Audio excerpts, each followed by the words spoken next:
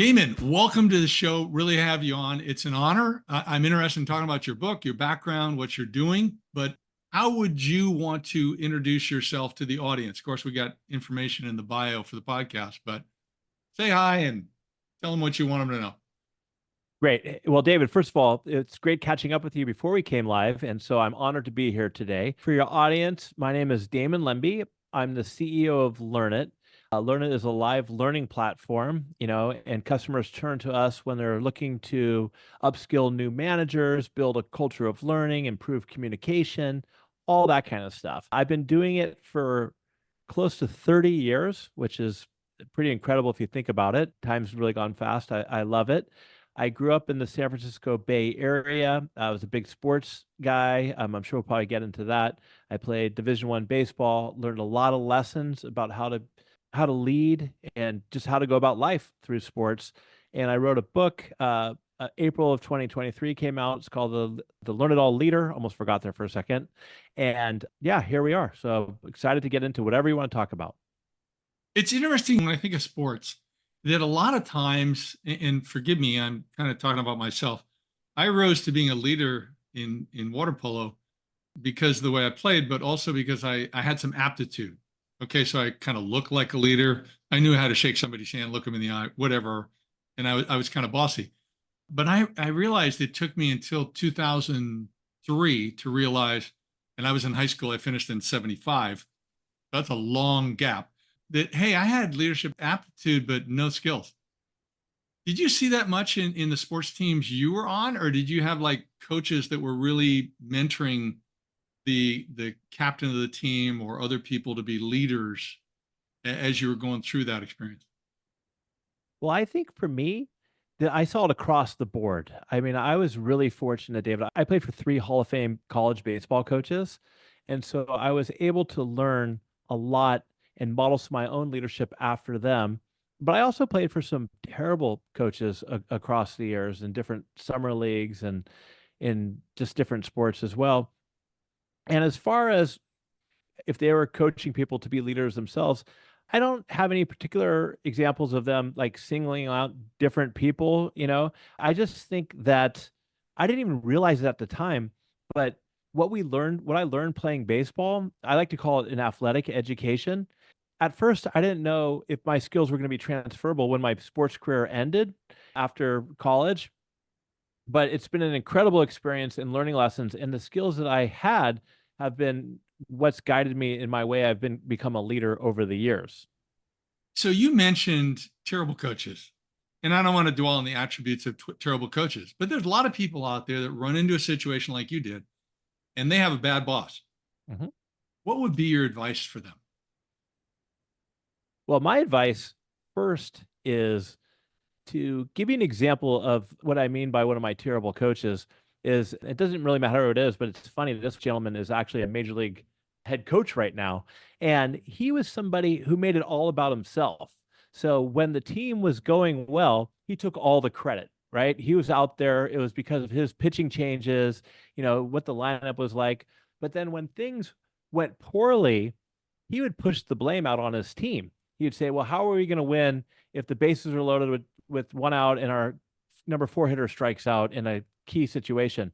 And just makes you feel terrible. I mean, I was the fourth up hitter who struck out a couple times in those situations. And it really helped me learn as I became a leader that, leaders should push the gratitude and the rewards on their team. But also, if things don't go well, that they should be out in front. The leaders should be the ones out in front saying, hey, this is my responsibility. I'm accountable. Eh, have your players' backs. And so that is one example right there of several of what bad bosses could be like.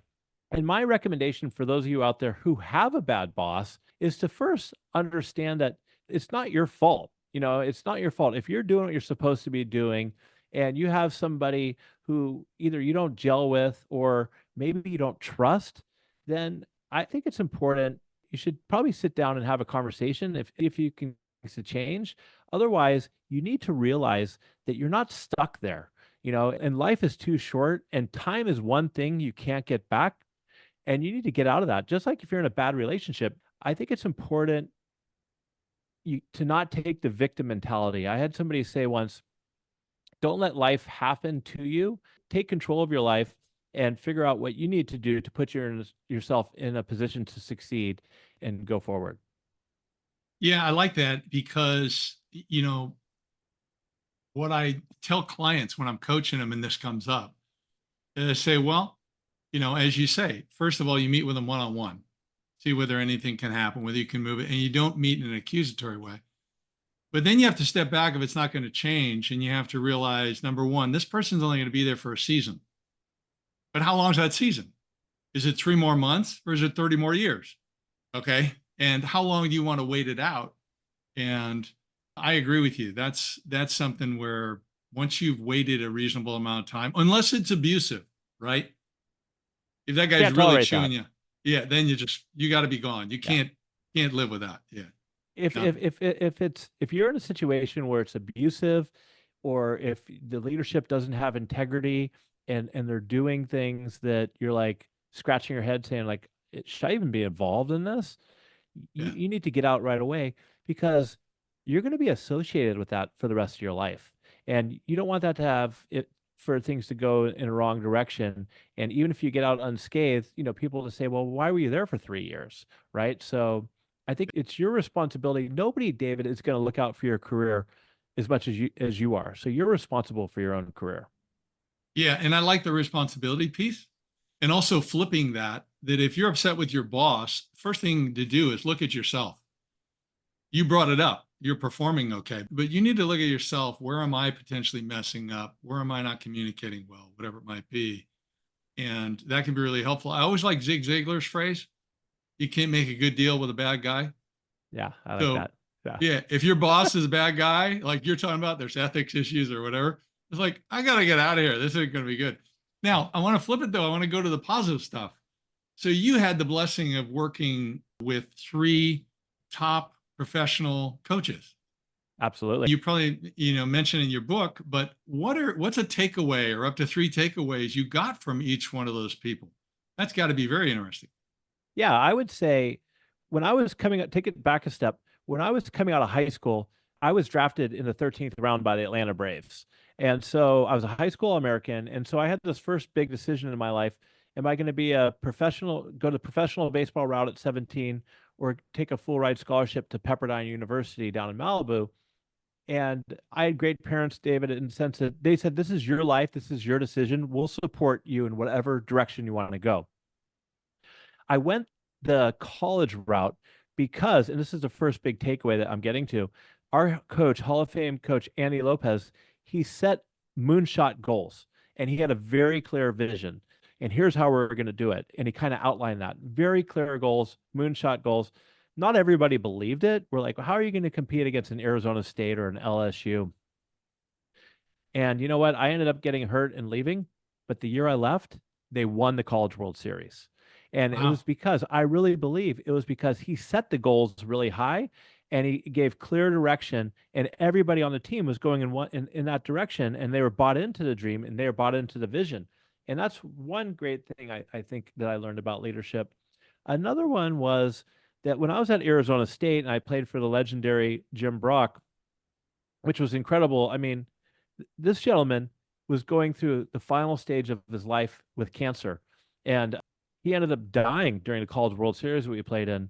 But just every day that he was capable, he would show up to the field and he'd be there. And he just faced his challenges head on. He was out there, and he was supporting us. And it just showed me how sometimes leaders could have a ton of courage, like Coach Brock did. The other thing I learned at Arizona State was they didn't micromanage us. They said, okay, here's what our goals are. Here's what we need to do.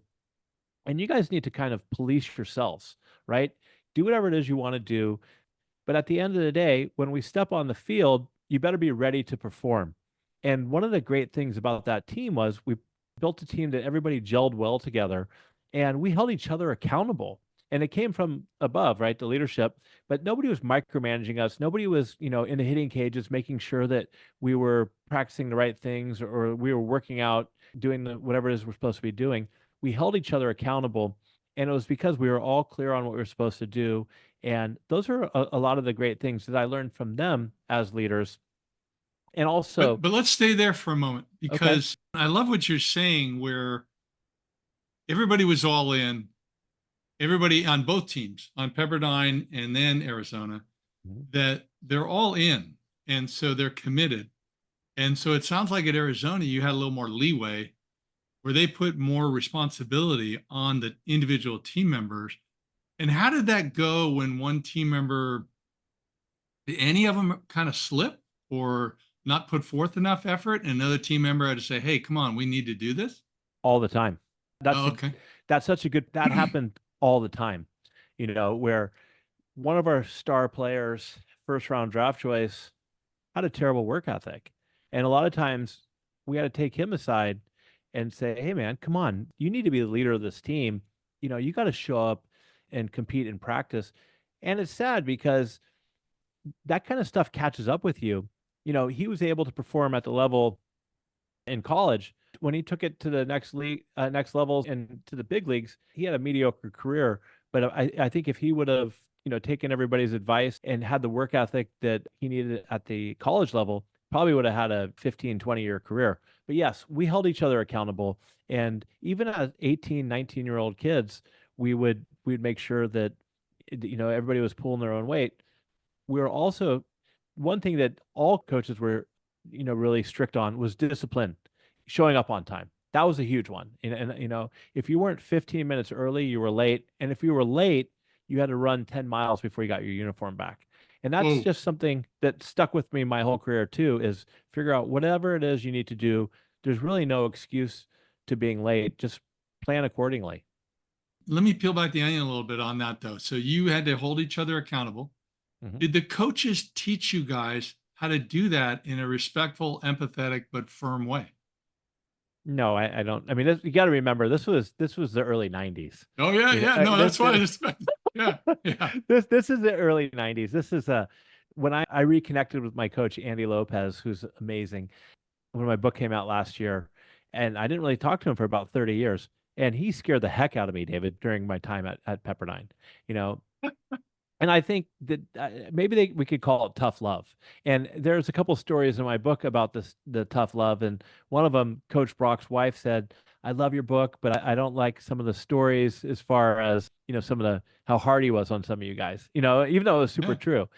But what I was saying about Coach Lopez, he's like, hey, I retired 10 years ago. Do you think that my approach would still work today?" And I'm like, probably not. Probably not. Looking back on it, I think that tough love, if that's what we're going to call it, because it wasn't empathetic and any of that. I thought it was good, and I think things are a little too soft these days. I don't think that they should go to that direction, and you'd upset a lot of HR departments having some of the conversations the coaches would have with us. I've got, I mean, amazing stories of being lined up at Florida State and just told me if I don't change my ways, I'm gonna be on the next bus home, and that's a PG version of it, right? Those are all times I wouldn't change for anything, and I think it helped me become, the person I am today. But I definitely don't lead my team like that at LearnIt, and that's definitely not how I talk to my children. The tough love piece. So let's stay there for a moment, because I am I like it, curious. yeah. And we just watched the movie Boys in the Boat about the Love that university. movie. Yeah, yeah. I wanted to read the book. I never got the Great book book. read. So I like, hey, I saw the book. I saw the movie. I was like, okay, we'll watch the movie. So, but they were also that tough love. But let me ask you a question about that tough love: is were they like the Marines or the Army, where there was no empathy, there was no reinforcement of we value you so much, or did they actually do a good job of confirming when you contributed? Did they actually reinforce the positives, or did they just chew you out when they were negative? So I've got a great story. So my freshman year at Pepperdine, I was struggling. I was dealing with imposter syndrome. This was in fall practice, and I had to go sit down with Coach Lopez for my first player coach meeting, kind of like a performance review, 60-day performance review, your first 60 days. So I come into his office, David. I sit down.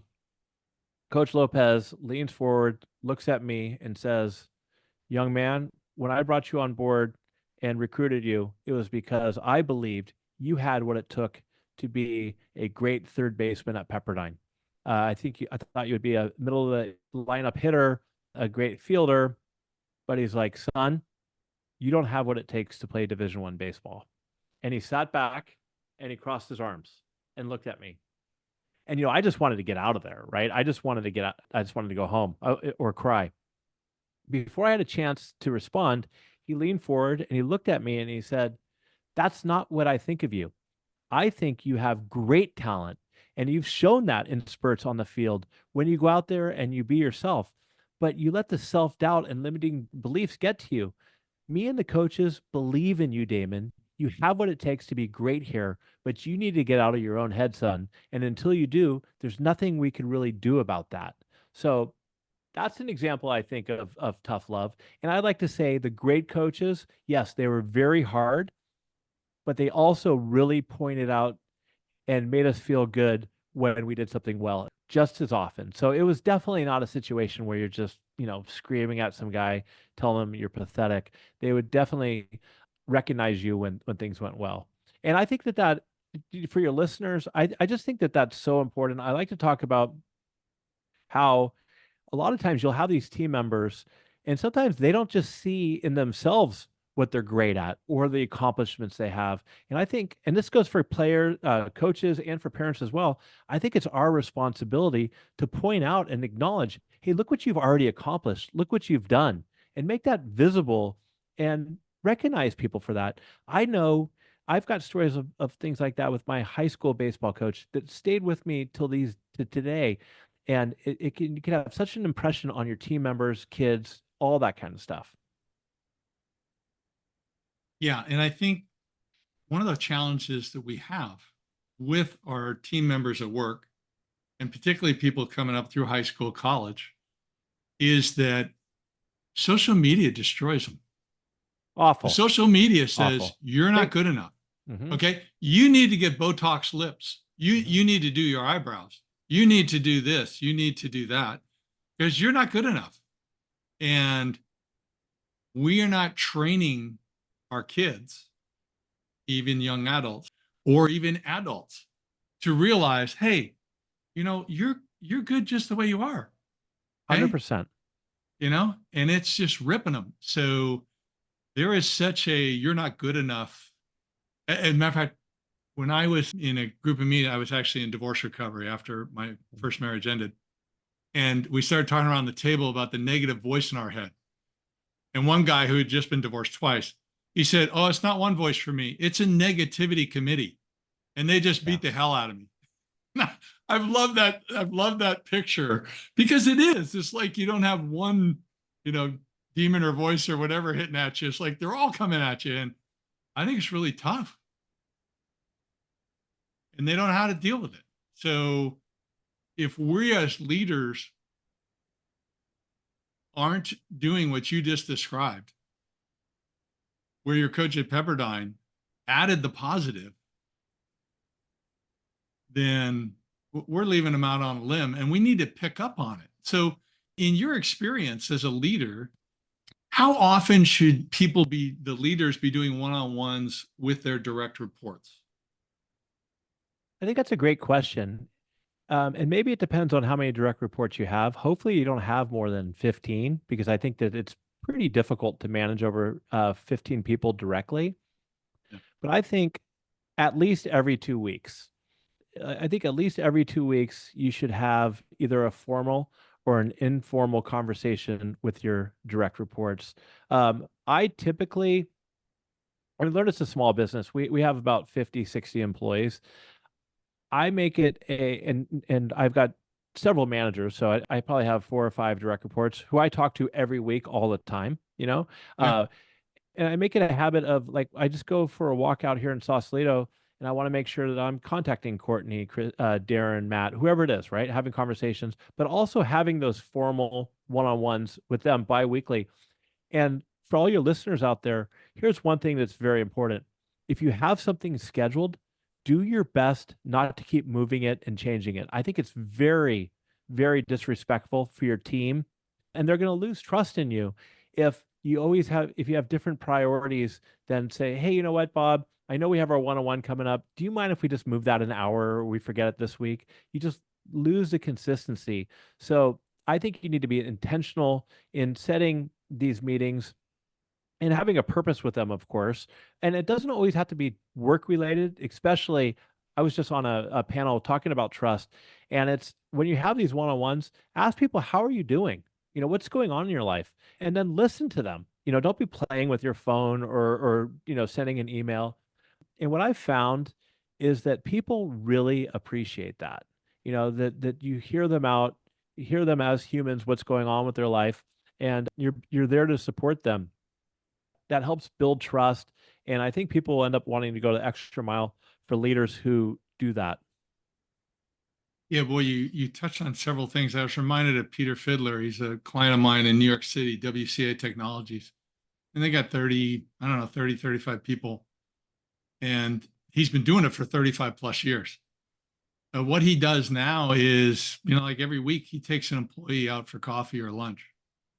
No Awesome. agenda other than just say, hey, how's it going? What's working? What's not working? Talk to me. Is there anything I can do for you? And it's part of the culture where he's putting forth that he values them. And I think that's when you're bringing up looking at your cell phone or moving a meeting. Mhm. I mean, you're saying something else is more important than you. And my wife's better than me. I mean, she's like, okay, we're not having any cell phones at the dinner table. Yeah. Yeah.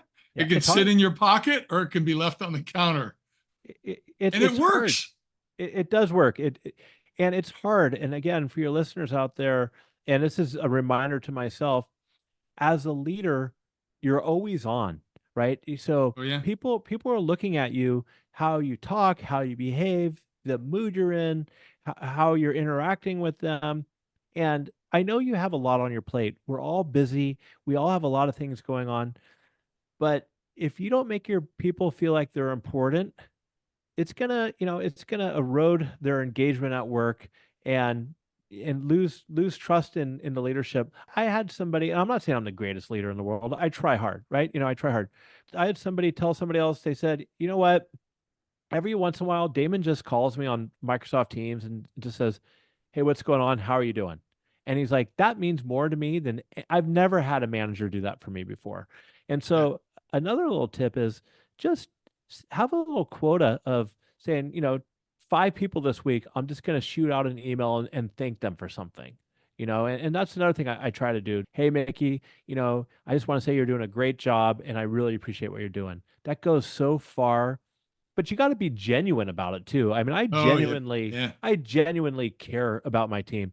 And I look at it as a team, not a family. I mean, we're a team, but I genuinely care about their well-being and I appreciate the effort and the work that they put in.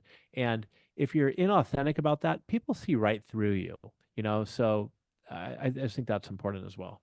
Yeah, and I want to stay with the authentic side of it, but I'm reminded I think it was Roy Scheider, the actor, was in a movie. I think it was called All That Dance, which was kind of a toxic movie. But I will never forget that he started his morning looking like hell. I think he took some drugs, prescription stuff, and then he had a Probably why I huge look like hell. mirror. What? That's probably why I look like hell. Yeah, yeah. No, I'm sure. I'm sure. He had this huge mirror, and then he would look at the mirror and he'd go, "It's showtime, folks." And I think, but you have to be sincere, like you said. You got to remember, as a leader, you're on stage. All the time. Everything you say, every action you take, every decision you make, how you communicate. And another thing that, once again, I'm going to peel back the onion a little bit, but when you are communicating one way or another that your people are not important, they're going to learn that behavior and they're going to do it to peers or to clients or whomever. So it's really you're training by example, whether you like it or not. That's just part of leadership. Oh, 100%. yeah. 100%.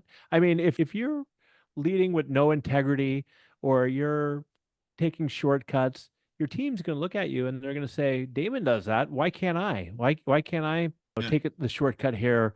Or, Damon doesn't live up to his commitments. He overpromises, underproduce. Why don't, who cares if I miss a deadline for a customer or for a teammate?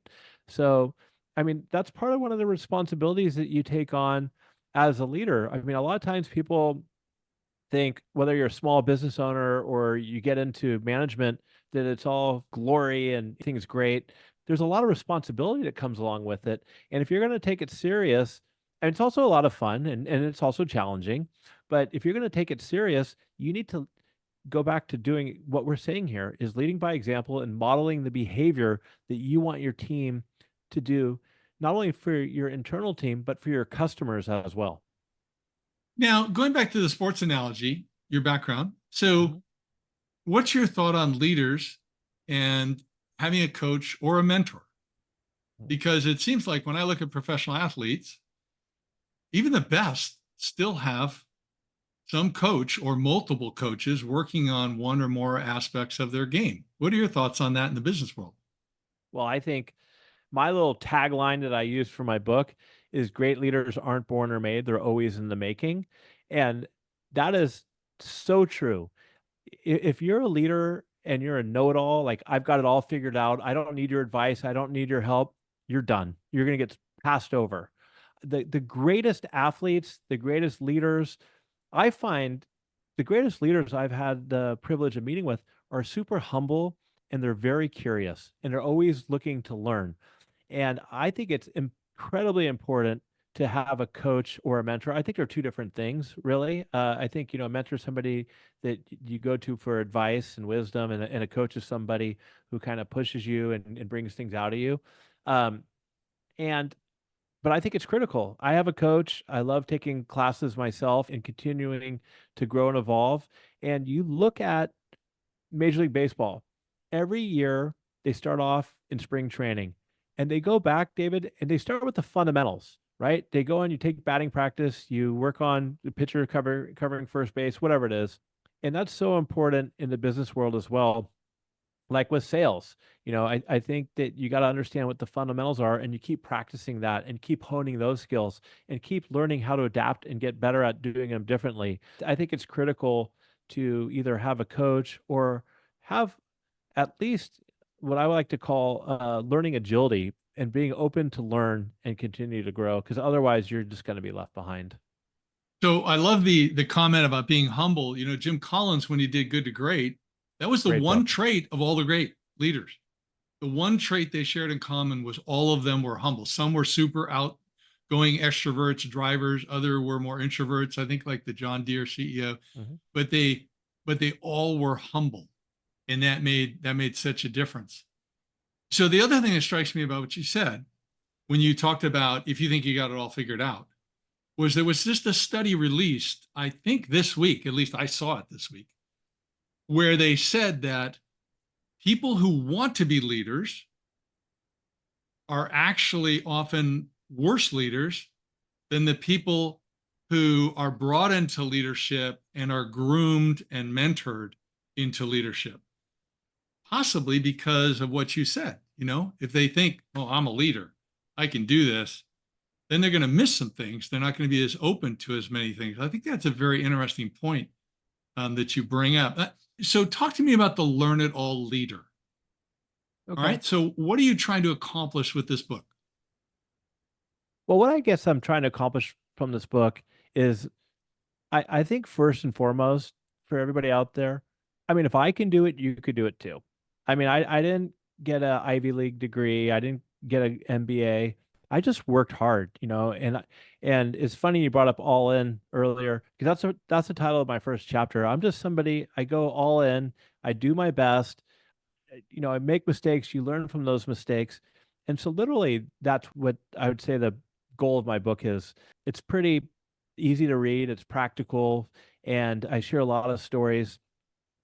And it's all about really, I think the key traits to being a learn it all leader are humility. We talked about that, curiosity, having integrity. I mean, you shouldn't even have to say that one, but it's pretty amazing. Yeah, you do have to say it. You do have to say it. Accountability, I think that's huge. Yeah. Being accountable is huge. And then finally, courage. And what I mean by courage is as a leader, you're gonna have to make some tough, bold decisions sometimes. And Yeah. you have to do that. I mean, you can't have all the answers, and you got to be humble enough to ask people, hey, I don't have the answer to this. Can you help me out with this here? These are your strengths. But at the end of the day, nobody wants to work for a leader who's indecisive. And so you got to be able to not be afraid to make those tough decisions, because your team needs you to be able to do that. And that's why I think sometimes I look at it from a coaching perspective, as a sports perspective, that your responsibility as a small business owner or managing a team is to put the best team on the field at all times. And that means sometimes the people who got you to some point may not be the best fit for the next step. Maybe find another position for them or help them find a different job. But I've just seen too many situations where you just hold on to these employees because you're loyal to them because they were there for 15 years, but you owe it to your organization to put the best field on the team at all times, and make those tough challenges. Sometimes you have a product or that you've invested a ton of money in, and sunken costs, it's just not going to work out. So you got to pull the plug. It's kind of going off on a rant on the courage part of it, but those are really what I look at as a learn it all leader. You surround yourself with great people, you empower them to make decisions, you have their back if things don't go well, and you provide learning opportunities at every step of the road. Yeah, and I would clarify for the audience, as someone who has to fight myself not to move too quickly, that courage, and the combined with the humility, is the courage to say, hey, there needs to be a decision made. I need to start asking some questions. I need to do some more research. I need to peel back the onion more. I keep using that analogy to really get to the facts. So I'm not making a decision based on emotion, and this can really go somewhere. And I love the accountability piece, because I find that when people do what you just described and have other issues, a lot of times it goes back to they're not holding people accountable. And I teach something I call good cop leadership style. So it's like good cop, bad cop negotiation. Mhm. You're always the good cop. You're just like, hey, and then the bad cop is usually like, you're not meeting this goal, you're late, you're what. It's usually not a person, but it's like, hey, if we don't correct this, then we're going to run into this, and it's not going to be good. And I talk about company culture cornerstones. So everybody talks about a mission statement, a vision, values, but you need four cornerstones, and the fourth is what you brought up. It's accountability. If there's no accountability to live them out, you don't have a strong culture. And I want to add to that, well, two things. One, yes, when I say making decisions, I'm not saying just make emotional decisions and not get buy-in. No, you have to. I mean, I wrote a book actually on decision making. So there's many different types of decisions and there's many ways to go about it, but no, absolutely.